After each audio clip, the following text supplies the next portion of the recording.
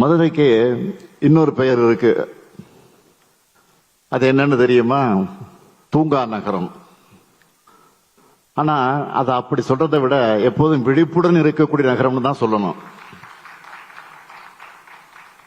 வைகை நதி பாயும் மண், மீனாட்சி அம்மன் கோயிலுடைய கலை அழகுக்கு நிகரானது எதுவும் இல்லை.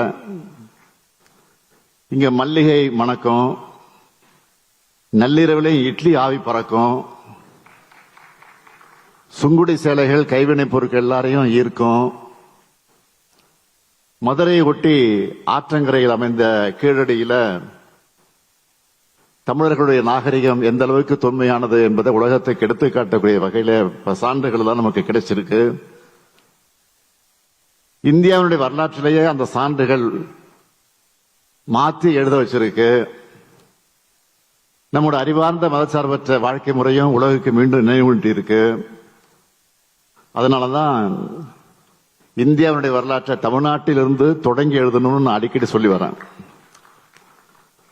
மதுரை சங்கம் வைத்து தமிழ் வளர்த்த நகரம், கோயில் நகரம்னு பேர் மட்டும் வச்சுக்கிட்டா போதுமா? எனக்கு இந்த மதுரை தொழில் நகரமாகவும் புகழ் பெறணும் என்பதுதான் என்னுடைய ஆசை, லட்சியம். பழைய மதுரையினுடைய மரபு, பண்பாடு, வரலாற்று சின்னங்கள் போன்றவற்றை பாதுகாக்கிற அதே வேளையில் தற்கால தேவைகளுக்கும் எதிர்கால எதிர்பார்ப்புகளுக்கு ஏற்ப தானாகவே வளர்ந்து வர்ற மதுரை தொழில் நகரமா மிளிர எல்லா தகுதியும் கொண்ட நகரம். புது புது மாற்றங்களை தக்க வச்சுக்கிற நகரம் என்கிற வகையில தென் தமிழ்நாட்டினுடைய தகவல் தொழில்நுட்ப மையமாகவும் மதுரை உயர்ந்து வருது. TVS Srichakra, TAFE, JK. Fenner, Infinix, Thiagarajar mills, Madura Coats, Honeywell, HCL பல்வேறு நிறுவனங்கள் தங்களின் தொழில் திட்டங்களை மதுரையில நிறுவி இருக்காங்க. வேலம்மாள் மருத்துவமனை, மீனாட்சி மிஷன் மற்றும் அப்போலோ போன்ற தலை சிறந்த மருத்துவமனைகள் மருத்துவத்துறையில தனி சாதனை படைச்சிட்டு வருது. பெரும் முதலீடுகளை செஞ்சு ஆயிரக்கணக்கானவங்க வேலை வாய்ப்பை ஏற்படுத்தினாங்க. மதுரையின் தொழில் மற்றும் பொருளாதார வளர்ச்சிக்கும் உறுதுணையாக இருக்காங்க. இங்க சர்வதேச விமான நிலையம் இருக்கு. தூத்துக்குடி துறைமுகம் பக்கத்தில் அமைஞ்சிருக்கு.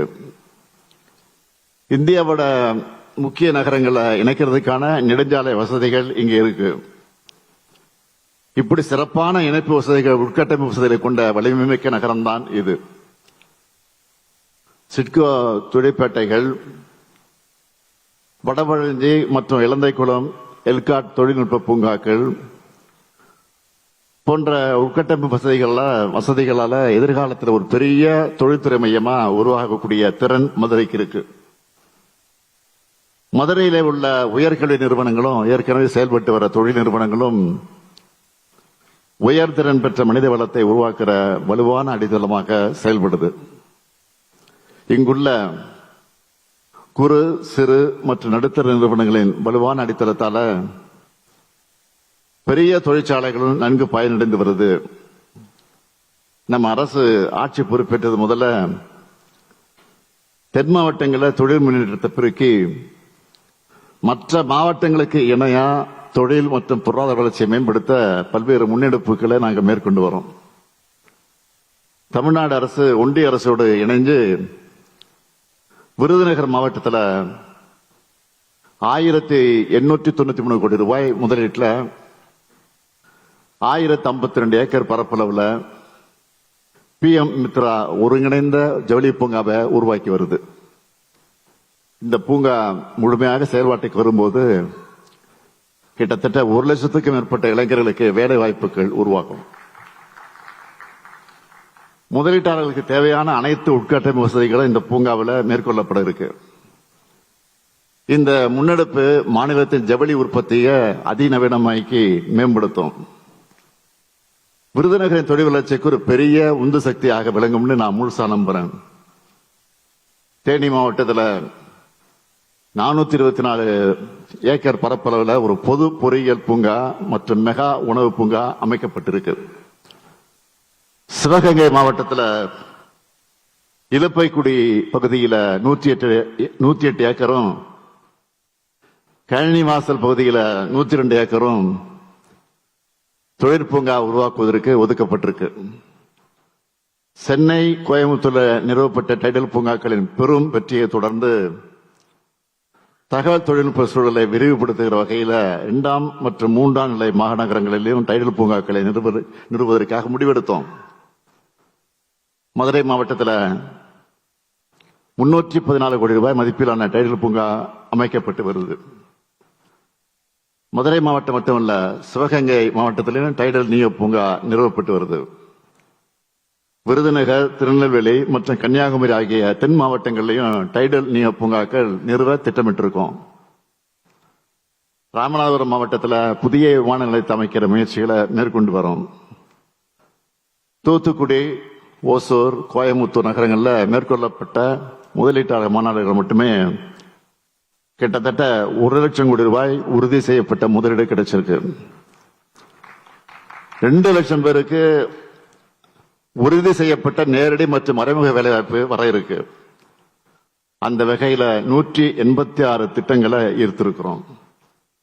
இன்று உறுதியாகியுள்ள முதலீடுகள் கப்பல் கட்டுமானம், தோல் அல்லாத காலனி, மின்னணுவியல், உணவு பதப்படுத்தல் போன்ற துறைகளில் மேற்கொள்ளப்பட்டிருக்கு.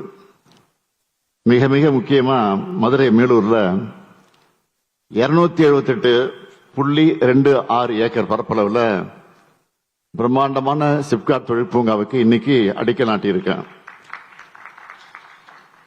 மகளிர் முன்னேற்றத்திற்காக, அவர்கள் பொருளாதார வளர்ச்சிக்காகவும் எண்ணற்ற முன்னெடுப்புகளை நம்ம அரசு மேற்கொண்டு வருது. நாட்டிலேயே அதிக அளவிலான பெண்கள் தொழிற்சாலைகளில் பணிபுரிகிற மாநிலமாக தமிழ்நாடு யாரும் எட்ட முடியாத உயரத்தில் இருக்கு. அதுக்கு வலு சேர்ப்பது போல தைவான் நாட்டை சார்ந்த பேய் ஹாய் குழுமம் தோல் அல்லாத காலணி உற்பத்தி திட்டத்தை மதுரையில் நிறுவ முன்வந்திருக்கு. இதன் மூலம் 15,000 பேருக்கு வேலை வாய்ப்புகளை கிடைக்க போகுது. அது பெண்களுக்கு. சிறிய அளவிலான சிப்பிலிருந்து பெரிய அளவிலான ஷிப் வர எல்லா துறைகளிலையும் தமிழ்நாடு தன்னம்பிக்கையோட தன்னிறைவு பெற்று தலை நிமிர்ந்து இருக்கிற காலமா திராவிட மாடல் ஆட்சி காலம் அமைஞ்சிருக்கு. இன்றைய தினம் உண்டாய் நிறுவனமும் தன்னுடைய கப்பல் கட்டுமான திட்டத்துக்கான புரிந்துணர்வு ஒப்பந்தத்தை மேற்கொண்டிருக்கு. கப்பல் கட்டுமான துறையில தமிழ்நாட்டை முன்னிலைப்படுத்துகிற இந்த முதலீடு மற்ற மாநிலங்களை ஊக்குவிக்கிறதோட உதிரி பாகங்கள் உற்பத்தி நிறுவனங்களையும் ஈர்க்கக்கூடியதா இருக்கும். ஹுண்டாய் மோட்டார்ஸ் நிறுவனம் தமிழ்நாட்டின் வாகனத்துறையில எத்தகைய வளர்ச்சி ஏற்படுத்துச்சோ அதே போல ஹுண்டாய் நிறுவனத்தின் கப்பல் கட்டுமான நிறுவனமும் பெரும் வளர்ச்சியை உறுதியாக ஏற்படுத்தும். SFO டெக்னாலஜிஸ் நிறுவனம் பொறியியல், மின்னவியல் மற்றும் தகவல் தொழில்நுட்ப தீர்வுகளில் முன்னணி நிறுவனங்கள ஒன்னா இருக்கு. இந்த நிறுவனம் மின்னணு உதிரி பாகங்கள் உற்பத்திக்கான விரிவாக்க திட்டத்தை தேனியில் மேற்கொள்ள இருக்கு. அதுக்கான புரிந்துணர்வு ஒப்பந்தம் இன்று மேற்கொள்ளப்படுது. இப்படிப்பட்ட உயர் தொழில்நுட்ப நிறுவனங்களை தமிழ்நாட்டுக்கு கொண்டு வருவதில் மகிழ்ச்சி அடைகிறேன். தென் மாவட்டங்களில் ரிலையன்ஸ் இண்டஸ்ட்ரீஸ் நிறுவனம் பயோ எனர்ஜி துறையில 11,000 கோடி ரூபாயை முதலீடு செஞ்சிருக்கு. இதற்கான புரிந்துணர்வு ஒப்பந்தம் மேற்கொள்ளப்பட்டிருக்கு. கீழடியின் பாரம்பரியத்திலிருந்து இன்றைய நாகரிகம் வர தன்னை தகவமைத்துக் கொண்டுள்ள இந்த மண் மனித நாகரிகத்தின் தளராத வளர்ச்சியை தன்னகத்தை தாங்கி நிற்குது.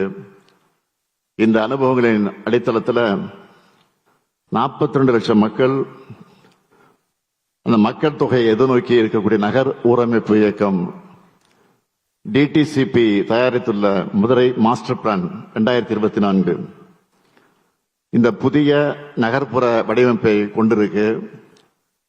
விளையாட்டு பொம்மைகள் உற்பத்தியில தமிழ்நாட்டை முன்னணி மையமாக மேம்படுத்தவும், விளாச்சாரை, அம்பாசமுத்திரம் போன்ற பகுதிகளை சேர்ந்த கலைஞர்களை பாரம்பரிய பொம்மை தயாரிப்பு திறனை உயர்த்தவும், அவளுக்கு புதிய சந்தமைப்பு வடிவமைப்பை மற்றும் முதலீட்டு வாய்ப்புகளை உருவாக்குகிற இன்றைய தினம் தமிழ்நாடு பொம்மை உற்பத்தி கொள்கையை வெளியிடுறதுல நான் பெருமை அடைகிறேன்.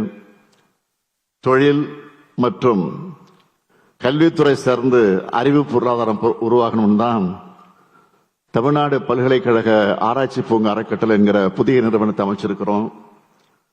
புதுமையை ஆற தழுவி வரவேற்கும் மதுரை மண்டலத்தில் மதுரை காமராசர் பல்கலைக்கழகம் மற்றும் அந்த பகுதியில் உள்ள முக்கிய நிறுவனங்களோடு இணைந்து 13 கோடி ரூபாய் தொடக்க முதலீட்டில் பல்கலைக்கழக ஆராய்ச்சி பூங்காவுக்கான நடவடிக்கை தொடங்கப்பட்டிருக்கு. இந்த நிறுவனம் 2 கோடியே 25 லட்சம் ரூபாய் மானியத்தோட பயன்பாட்டு ஆராய்ச்சி திட்டங்களுக்கு நிதி அளிக்குது. இந்த திட்டங்களுக்கான முதல் தவணையாக 75 லட்சம் ரூபாய் ஆராய்ச்சியாளர்கள் இந்த நிகழ்ச்சியில் நான் வழங்கி இருக்கிறேன். தமிழ்நாட்டை $1 டிரில்லியன் பொருளாதாரமாக உயர்த்தும் குறிக்கோளோடு நாங்கள் பயணத்தை நடத்தி கொண்டிருக்கிறோம். இந்த பயணத்தில் முதலீட்டாளர்களின் பங்கு மிக மிக அவசியம், மிக மிக முக்கியமானது. இந்த தருணத்தில் தமிழ்நாட்டில் முதலீடுகளை விரிவாக்க திட்டங்கள் மேற்கொண்ட அனைத்து முதலீட்டாளர்களுக்கும் என்னுடைய நன்றியும் வணக்கத்தையும் இந்த மேடையில தெரிவிச்சுக்கிறேன். உங்க ஆதரவு தொடரணும். உங்க வருங்கால திட்டங்கள் எல்லாத்தையும் தமிழ்நாட்டிலே நீங்கள் மேற்கொள்ளணும். இன்று புரிந்துணர்வு ஒப்பந்தம் மேற்கொண்ட நிறுவனங்களுக்கு என்னுடைய வாழ்த்துக்கள். இணைந்து வளர்வோம், இணையற்ற வளர்ச்சியை பெறுவோம். நன்றி, வணக்கம்.